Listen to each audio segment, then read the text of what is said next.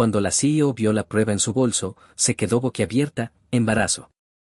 El insistente pitido del monitor de estado del servidor era un metrónomo que contaba la cuenta atrás hacia el desastre. Julian Croft se encontraba frente a la vasta pared de vidrio de su oficina, las luces de la ciudad que había conquistado extendiéndose bajo él como una alfombra de estrellas rotas. Veía el reflejo de un hombre que lo tenía todo y no sentía nada. 42 años, arquitecto de un imperio tecnológico, y más aislado que la pálida luna colgando en el cielo negro como tinta. Su mundo era de datos, de algoritmos, de resultados predecibles. Las personas eran variables que había aprendido hacía tiempo a controlar o descartar. Entonces, el silencio estéril de su noche se rompió con una llamada urgente de seguridad. Había ocurrido un incidente en la planta de entrada de datos. Una empleada se había desplomado. Su primer instinto fue la irritación. Una interrupción. Un problema humano en su máquina perfecta. Estaba a punto de delegar, de hacer que recursos humanos se encargara del papeleo estéril, pero algo en la voz del jefe de seguridad, una nota de preocupación genuina, lo hizo detenerse. Julian se encontró descendiendo de su trono corporativo, sus zapatos de cuero italiano silenciosos sobre el mármol pulido mientras avanzaba hacia el origen del caos. La vio entonces. Una joven, alarmantemente pálida, rodeada de paramédicos preocupados. Su bolso de trabajo había caído, con su contenido esparcido sobre la alfombra gris industrial. Y allí, junto a una billetera desgastada y una manzana a medio comer, estaba un pequeño palillo blanco y rosa. Una prueba de embarazo positiva. Observó cómo los paramédicos la subían a una camilla, sus ojos abriéndose un momento en un parpadeo desorientado. En ese instante, ella lo vio, a Julian Croft, el formidable fantasma en la máquina de su vida diaria, y un destello de puro terror cruzó su rostro antes de volver a la inconsciencia. Él pensó que solo era otra pieza de engranaje, otra línea en un informe de nómina. Estaba a punto de descubrir que ella era la clave para la supervivencia de su empresa y para su propia redención. Elena Vance existía en un mundo de colores apagados y silenciosa desesperación. Su apartamento era pequeño pero meticulosamente limpio, un testimonio de un espíritu que se negaba a ser derrotado por las circunstancias. Los muebles eran de segunda mano, las cortinas delgadas, y la vista desde su ventana era un muro de ladrillo, pero todo tenía su lugar. En su mesita de noche, junto a una pila de libros de programación avanzada tomados de la biblioteca, había una única fotografía granulada de un ultrasonido pegada a un espejo agrietado. Era su estrella polar, el pequeño y titilante latido que le daba fuerza para enfrentar cada día agotador. A los 28 años, debería haber estado diseñando el futuro, construyendo la arquitectura digital del nuevo mundo. Tenía la mente para ello, una rara e intuitiva genialidad para ver la poesía elegante en sistemas complejos de código. En su lugar, pasaba 10 horas diarias introduciendo números en una hoja de cálculo, su brillante intelecto encadenado al ritmo mecánico de la entrada de datos. 2 años antes, Elena había sido una estrella en ascenso en Omnicorp, arquitecta de software líder aplaudida por sus soluciones innovadoras.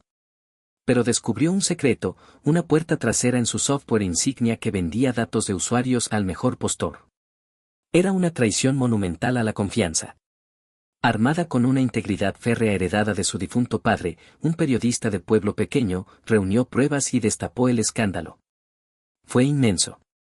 Las acciones de Omnicorp cayeron en picada, ejecutivos fueron despedidos, pero en el despiadado mundo de la tecnología, el mensajero fue castigado con la misma severidad que los perpetradores. Fue puesta en la lista negra, silenciosa y permanentemente. Ninguna empresa quiso contratarla. Sus ahorros se agotaron, sus contactos desaparecieron, y se encontró allí, embarazada, sola e invisible, trabajando en un empleo que apenas pagaba el alquiler, pero que marchitaba su alma. La vida de Julian Croft era la antítesis de la de Elena. Su ático era un monumento a la riqueza minimalista, una vasta extensión de vidrio, acero y mármol blanco que parecía menos un hogar y más una galería de arte de lujo donde el arte estaba conspicuamente ausente.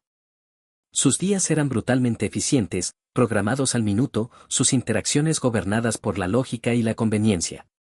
Había convertido Athora Technologies de una startup de 2 personas en un garaje a un gigante global, impulsado por una ambición implacable que dejaba poco espacio para la conexión humana. Había aprendido de la peor forma que las personas eran pasivos. La lección se la había dado su exesposa, una mujer a la que había amado con una profundidad que ahora encontraba vergonzosa. Construyó su primer éxito para ella, lo puso a sus pies como un trofeo, solo para descubrir que llevaba años malversando dinero en complicidad con su antiguo socio. La traición no fue solo financiera, fue fundamental. Destruyó su capacidad de confiar, reemplazándola con un cinismo frío y calculador. Decidió entonces que solo confiaría en sistemas, en código, en cosas lógicas y predecibles. Las personas, con sus emociones desordenadas y agendas ocultas, eran un riesgo que ya no estaba dispuesto a correr. Se convirtió en un hombre que confiaba más en algoritmos que en disculpas, un rey en un castillo estéril y solitario de su propia creación. El choque de sus mundos había comenzado de forma sutil, días antes del colapso. Julian había estado recorriendo las plantas, un evento raro e intimidante para sus empleados, su presencia proyectando un frío palpable en la oficina de planta abierta. Pasó por el departamento de entrada de datos, una sección que solía ignorar, y su mirada recayó en una joven que trabajaba con una intensidad tranquila y singular. Era Elena. Notó la palidez de su piel y las ojeras bajo sus ojos. No vio lucha, sino ineficiencia. Un eslabón débil. Más tarde ese día, en una reunión con su director de operaciones, hizo un comentario breve y desdeñoso. Necesitamos optimizar el sector de datos. Algunos de esos trabajadores parecen agotados. Hay que recortar la grasa. Necesitamos ejecutores, no pasajeros. El director asintió obediente, tomando nota. El comentario fue cruel, desapegado y absolutamente típico del hombre en que Julian se había convertido.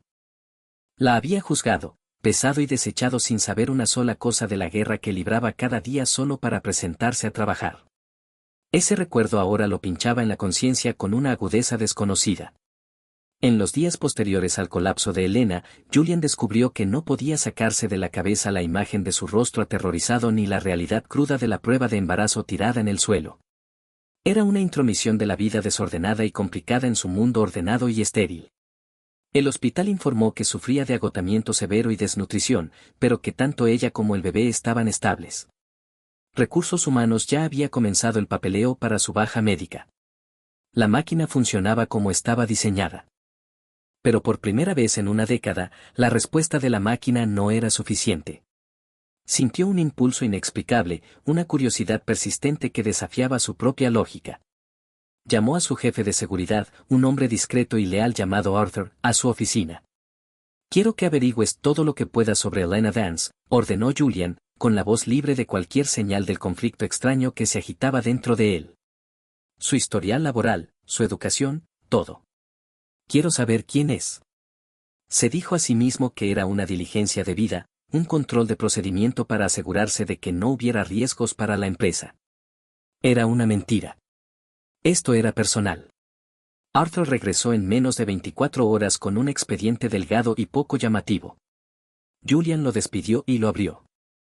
Leyó, y las paredes cuidadosamente construidas de su mundo comenzaron a desmoronarse. Vio su brillante historial académico en una universidad de prestigio. Vio las evaluaciones elogiosas de sus primeros años de carrera, los reconocimientos por su trabajo innovador en arquitectura algorítmica. Luego llegó a la sección de Omnicorp. Leyó sobre el escándalo de venta de datos, cuyos detalles recordaba vagamente de las noticias, y vio su nombre listado como la fuente anónima. El informe detallaba su posterior inclusión en listas negras, las puertas cerradas, las llamadas sin respuesta, la lenta y dolorosa caída de prodigio de la industria mecanógrafa de datos. Una oleada de algo parecido a la vergüenza lo invadió. La había llamado eslabón débil.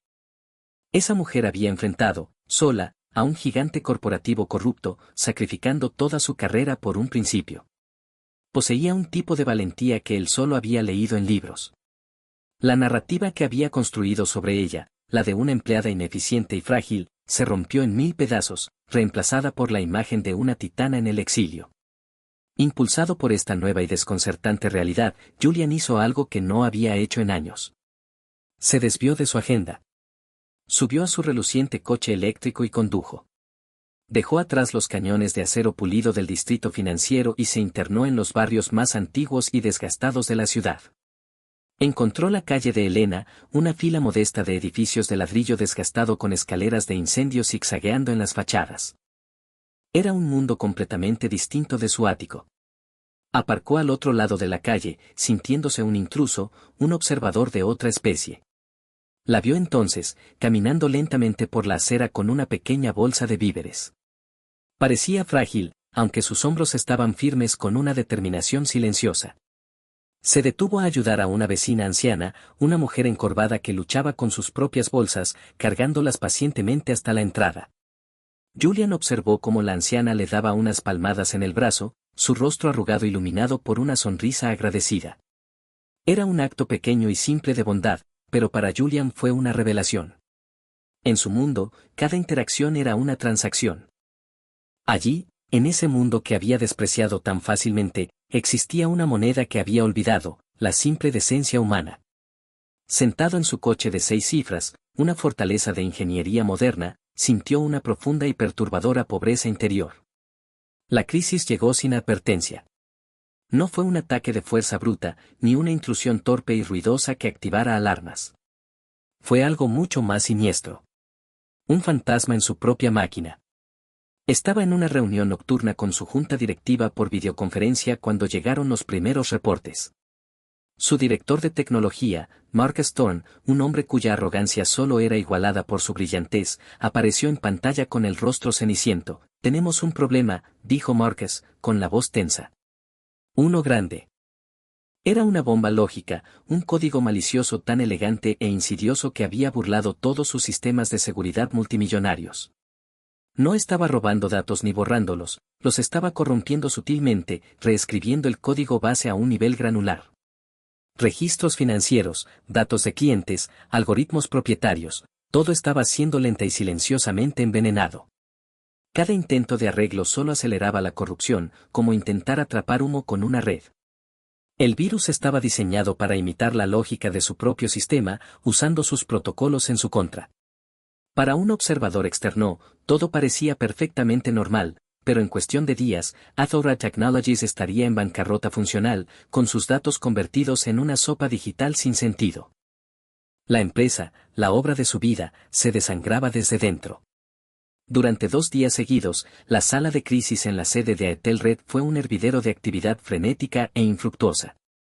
Las mejores mentes que la vasta fortuna de Julian podía pagar se encorvaban sobre teclados, sus rostros iluminados por cascadas de código. Todos estaban atascados. El virus era una obra maestra de arte destructivo.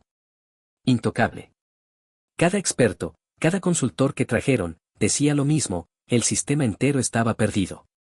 Había que borrarlo todo y reconstruir desde la última copia limpia, de hacía una semana, lo que significaría una pérdida catastrófica de datos y una humillación pública de la que tal vez nunca se recuperarían. Julian permanecía en medio del caos controlado, con un nudo helado de pavor apretándole el estómago. Su imperio se convertía en polvo, y todo su dinero y poder eran inútiles. Sus expertos habían fallado. Sus sistemas habían fallado. Y en ese momento de absoluta desesperación, su mente no se volvió hacia otro consultor de alto precio, sino hacia el expediente delgado en su escritorio. Pensó en la mujer que había visto la grieta en la fortaleza de Omnicorp. La mujer de valor silencioso y mente brillante, que descansaba en un pequeño apartamento al otro lado de la ciudad, recuperándose del agotamiento. Tragar un orgullo de toda la vida se sintió como tragar vidrio molido. Salió de la sala de crisis, ignorando las preguntas desesperadas de Mark Stone, y condujo de regreso al barrio de Helena. El sol se estaba poniendo, proyectando sombras largas y cansadas sobre la ciudad. Subió los peldaños gastados de su edificio y llamó a su puerta, con el corazón latiendo con una mezcla extraña de esperanza y humildad. Helena abrió la puerta, sus ojos se agrandaron en una mezcla de sorpresa y aprensión al verlo. Estaba pálida y envuelta en un grueso cardigan, pero su mirada era directa. «Señor Croft», dijo ella, con voz suave pero firme, «señorita Vance». «Helena», comenzó él, las palabras sintiéndose extrañas y torpes en su boca. «Le pido disculpas por la intromisión. Yo, necesito su ayuda». Le explicó la situación. Expuso sin adornos la crisis que amenazaba con destruir su empresa, el fracaso absoluto de todo su equipo. No endulzó ni minimizó el desastre. Por primera vez en años, fue completamente honesto, vulnerable. Le dijo que había leído su expediente, que sabía lo que había hecho en Omnicorp, y que creía que era la única persona capaz de ver lo que sus expertos no podían. Elena escuchó con atención, con el rostro imperturbable. Él vio un destello de duda en sus ojos, la desconfianza comprensible de una mujer que había sido quemada por el mismo mundo que él representaba. No tenía ninguna razón para ayudarlo. Su compañía era parte del sistema que la había expulsado. Pero entonces, cuando él describió la naturaleza elegante e insidiosa del código malicioso, vio un cambio. Una chispa se encendió en sus ojos, la chispa de la artista, de la constructora, de la solucionadora de problemas. El desafío intelectual era una canción de sirena a la que no podía resistirse. Necesitaré acceso a su sistema central, dijo simplemente. Y a nadie mirando por encima de mi hombro. La sala de crisis quedó en silencio cuando Julian regresó con Elena a su lado. El mar de rostros ansiosos y exhaustos se volvió a mirarlos. Vio incredulidad, confusión y, en Marcus Thorne, un desprecio abierto. Julian, ¿qué es esto?, exigió Marcus, gesticulando con desdén hacia Elena. Estamos en medio de un apocalipsis corporativo y traes a una temporera de entrada de datos. Ella es Elena Vance, dijo Julian, su voz cortando el aire con una autoridad que no admitía réplica. Y durante las próximas horas, ella estará al mando. Le darán todo lo que necesite y se mantendrán fuera de su camino. ¿Entendido? Marcus se quedó boquiabierto, su rostro tornándose de un rojo manchado, pero guardó silencio bajo la fría y firme mirada de Julian. Elena ignoró el drama. Parecía recogerse en sí misma, toda su atención dirigida al interior mientras se sentaba frente al terminal principal de comandos. Sus dedos, largos y elegantes, se suspendieron un momento sobre el teclado, y luego comenzaron a moverse. No era el tecleo frenético y percutivo de los otros programadores. Era una danza fluida y rítmica. No estaba simplemente escribiendo código, estaba componiendo música. Durante horas, el único sonido fue el suave clic de las teclas. No atacó el virus directamente, como lo habían hecho los demás. Se movió alrededor, a través de él, mapeando su estructura, aprendiendo su lenguaje. Vio lo que los demás no habían visto. El virus no era solo un arma, era una declaración. El programador que lo diseñó era brillante, un artista del caos. Pero en su arte había dejado una firma, un floreo lógico repetido que era la clave para deshacerlo. Mientras el equipo de Julian intentaba construir una presa para detener un río, Elena cavaba un nuevo cauce para desviarlo. Comenzó a escribir un contrascript, un código tan elegante y simple que parecía casi absurdo. No combatía el virus. Le hablaba. Usaba la lógica de replicación del propio virus contra él, introduciendo un comando paradójico que obligaba al código malicioso a revertir meticulosamente cada cambio que había hecho. El virus estaba siendo engañado para sanar el sistema que había nacido para destruir. Marcus Thorne observaba, con los brazos cruzados, su escepticismo derritiéndose lentamente en incredulidad y luego en un asombro puro. Estaba presenciando un nivel de genialidad que solo había leído en libros. Elena no era una programadora, era una virtuosa. Con una última y delicada pulsación de tecla, terminó. Se recostó, dejando escapar un profundo suspiro. En la pantalla principal apareció una barra de progreso. Restauración de datos. El porcentaje comenzó a subir. 10%. 30. 70. 100. Un mensaje brilló en verde, integridad del sistema verificada. Código malicioso erradicado. Un silencio atónito llenó la sala, seguido de una ola lenta y creciente de aplausos incrédulos. Los programadores exhaustos se pusieron de pie, sus rostros iluminados con respeto hacia la mujer silenciosa que acababa de lograr lo imposible. Marcus Thorne se acercó a ella, su arrogancia completamente despojada. Eso fue extraordinario, dijo, con voz humilde. Nunca había visto nada igual. Julian sintió un torrente de algo más poderoso que el alivio. Era reivindicación. Había confiado en una persona en lugar de un sistema, y había sido recompensado. Se adelantó y se dirigió a todo el personal reunido en la sala. Todos, anunció, con voz firme y una pasión renovada, les debo una presentación. Ella es Elena Vance. Acaba de salvar esta empresa. Lo que quizá no sepan es que, hace 2 años, sacrificó su carrera para exponer una enorme violación ética en Omnicorp. Fue puesta en la lista negra por su integridad. Una industria que debía haberla celebrado, trató de enterrarla. Pues bien, a partir de este momento, su exilio ha terminado. Miró directamente a Elena, su mirada conteniendo una disculpa y una promesa. Bienvenida de nuevo. Al día siguiente, Elena se sentó frente a Julian en su vasta oficina iluminada por el sol. La ciudad se extendía bajo ellos, ya no como un símbolo de su poder, sino como un paisaje de posibilidades. Quiero ofrecerle el puesto de Marcus, dijo Julian sin rodeos. Directora de tecnología. Pide el salario que quiera. Sea cual sea, lo duplicaré. Una leve sonrisa apareció en los labios de Elena. Un año atrás, incluso una semana atrás, esa oferta habría sido la respuesta a todas sus plegarias. Ahora, algo dentro de ella había cambiado. Gracias, señor Croft. Es una oferta increíble. Pero no es lo que quiero. Julian se inclinó hacia adelante, con el ceño fruncido. ¿Qué es lo que quiere? Estos 2 últimos años, comenzó ella, con la voz ganando fuerza, fueron duros. Pero me enseñaron algo. La tecnología sin conciencia es peligrosa. La brillantez sin empatía está vacía. No quiero solo construir mejores sistemas. Quiero construir un mundo mejor con ellos.